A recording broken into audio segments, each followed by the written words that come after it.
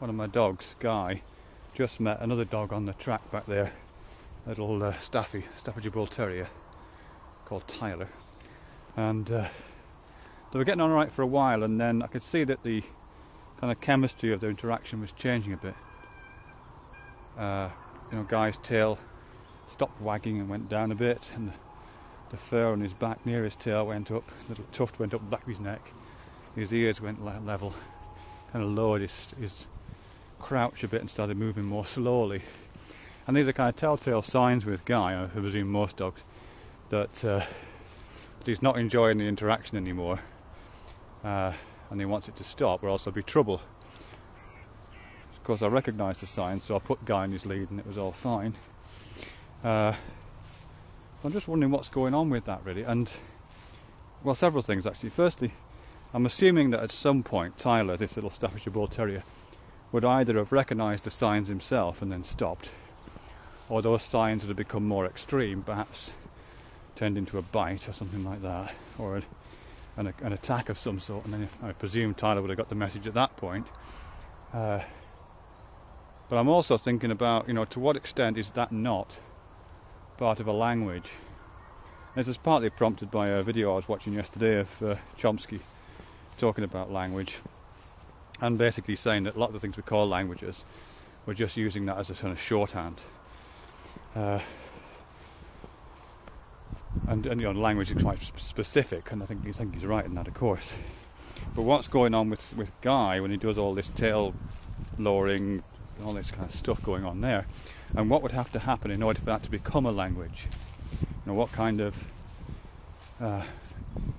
evolutionary process would little Guy have to go through to effect changes to those behaviours, to the point where I could say yes, that's a language, and that Chomsky would agree? I think there's a few things. I mean, it's obviously something to do with structure and to do with vocabulary, I guess. I think Chomsky elsewhere describes one of the problems of language as being infinite expressibility with finite means, by which he means there's only so many words in a vocabulary and only so many word rules, syntactical and grammatical rules for the permutations of those words, but there seems to be no limit to the amount of things that can be expressed. So it's infinite expressibility with finite means. I don't think Guy has got he's got very finite means, really. He hasn't got much of a vocabulary at all, and there doesn't seem to be any grammar and syntax to that, or at least if it is, it's extremely limited to the grammar and syntax of his own sensory motor and somatosensory systems. It just follows the grammar of his felt relations to the world, I think. And when he's feeling nervous or aggressive, that shows up on his skin, really, and it's the grammar of that we're being subject to, which isn't, I just don't think, is complex enough. But the other thing, and this is really what I wanted to get to, so I've been warbling on about nothing so far, is to do with denotation and connotation. And I'm kind of owe this to a video I watched of professoranton's a while back. And if I may have got him wrong on this one, so I could do with possibly correction here. But my understanding of it is that when Guy's doing this weird little somatosensory thing and his hair's going on end, it's a denotative action. It denotes a particular state of bodily experience that he's involved in, and we can read that state off him, and it's very straightforward. But it doesn't connote anything. It's not capable of saying anything other than the actual thing it denotes. And the reason why I'm referring here to the professoranton thing is that in one of his videos he just cites Gregory Bateson, and Gregory Bateson is involved in this kind of discussion to do with denotative and connotative language, and says that animals can't engage in connotation. They can't mean things in that way. They can't intentionally mean something other than the action they're actually producing at that moment.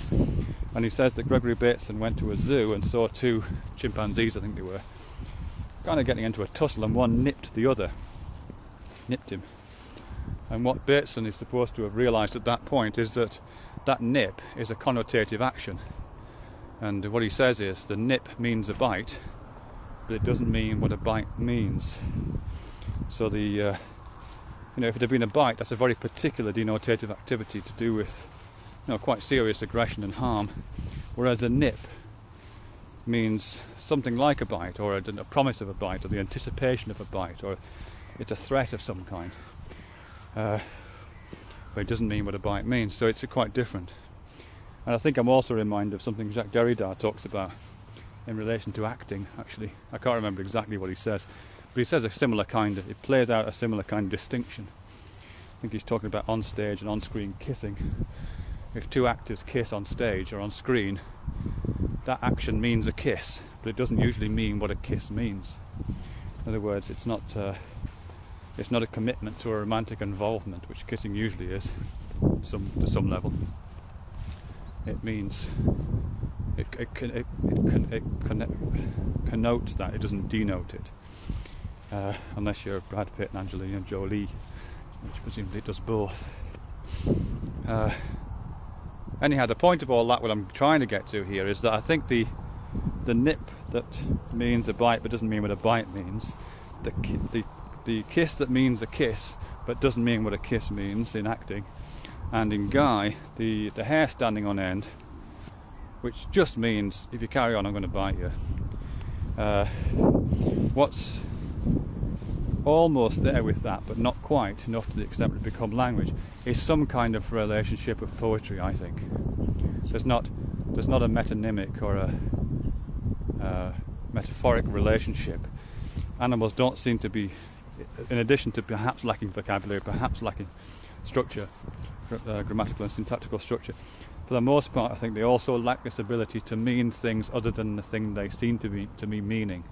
In other words, to engage in poetic allusion, figurative speech, figurative action, figurative behaviours, metaphors and metonyms and synecdoches and all that kind of stuff. Be interesting if you could. I don't know what that action of Guy would mean if it was a metaphor for something.